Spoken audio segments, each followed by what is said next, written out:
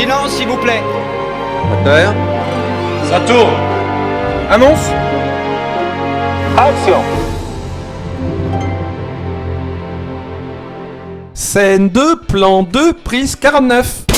Ah bah ça c'est du clap, hein. Authentique. Il faut pour la 49e, 7 au carré. 7ème art, hein.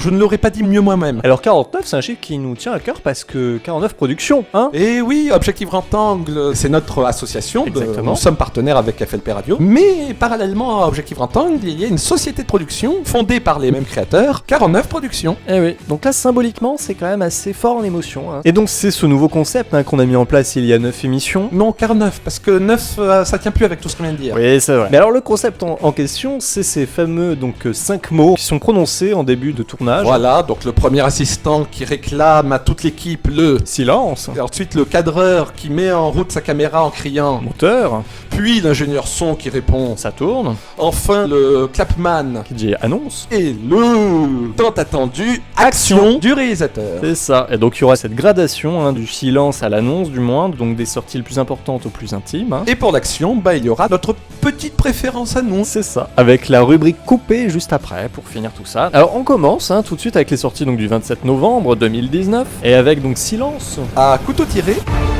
Mesdames et messieurs, je vous demande de rester ici tant que l'enquête n'est pas terminée. Si vous savez quelque chose, dites-le. Je soupçonne un acte criminel.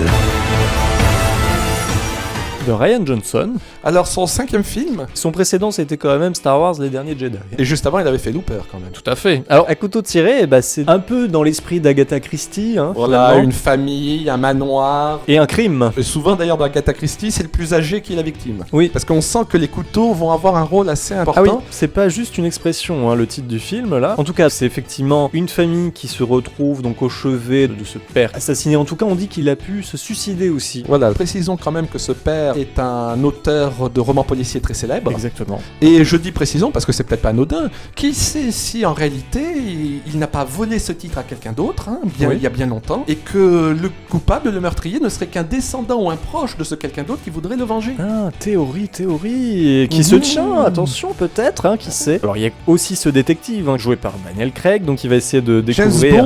James Bond s'appelle maintenant Benoît Blanc. Je m'appelle Blanc. Benoît Blanc. Ça sonne pas mal. J'ai presque envie de dire, c'est un loupé, hein, James Bond à côté. Ouais. C'est d'autant plus que son précédent film, c'était Looper. C'est un loupé, ouais, tout était là. Alors, on passe tout de suite au moteur. Last Christmas.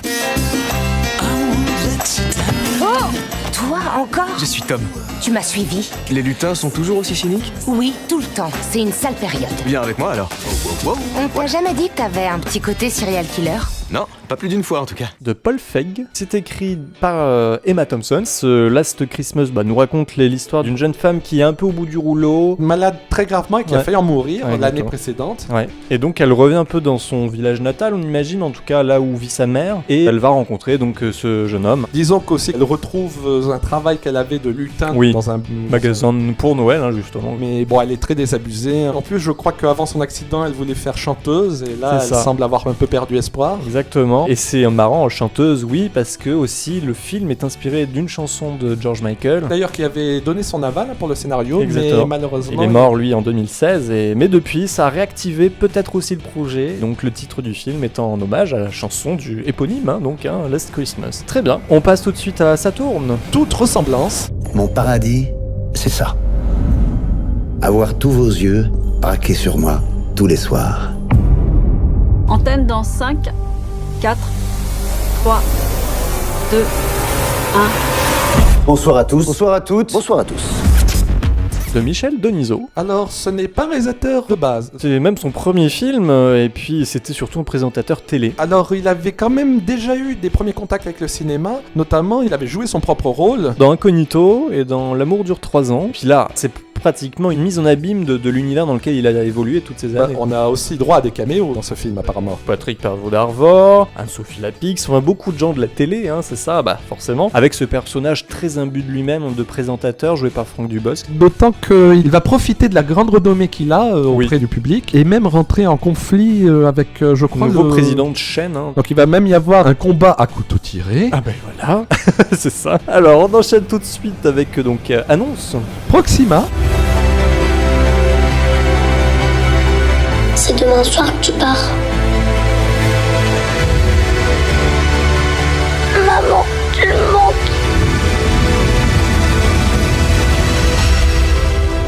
De Alice Winoncourt. Ah, quel beau prénom. Bah pour elle, c'est son 3e film. Ah oui, après Augustine. Et Maryland. Qui s'est tourné dans la région, me semble. Oui, tout à fait. Et donc, ça nous raconte ce film. Alors, une astronaute française, Eva Green, qui va partir pour une mission dans l'espace, le nom de la mission Proxima. Par contre, sa petite fille le voit pas d'un très bon œil. Disons que ça fait ce que Interstellar n'a pas fait. C'est vrai que là, tout le film a l'air d'être basé sur ça, sur l'entraînement que Eva Green fait tout au long de ces semaines-là. Et d'ailleurs, j'y pense. Eva Green et dans Interstellar, Anna Thaoué, toutes les deux ont joué dans des films de Tim Burton. Et attends, Tim Burton. Mais oui, Noël. Last Christmas, Noël, ça revient souvent dans sa filmographie. Ouh là là, bon là je crois qu'on va un peu loin, mais oui, toute ressemblance avec l'œuvre de Burton est peut-être tout simplement fortuite. C'est ça. Alors on termine avec Action, chanson douce. Avec 2 enfants, tout est devenu plus compliqué. J'étouffe. Je cherche une nounou. Alors moi, je m'appelle Louise. Excusez-moi, mais je crois que quelqu'un est en train de se réveiller. De Lucie Borletot. Alors, on l'a vu. Et oui, tout à fait.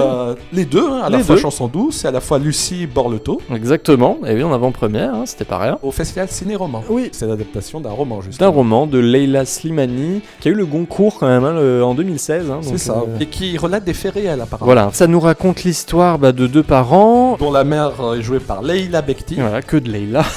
Et donc, ces parents-là ont 2 enfants et ils vont les faire garder par une nouvelle nounou, bien sous tout rapport, mais qui est un peu trop envahissant peut-être, enfin qui se montre très proche, trop proche. Proxima.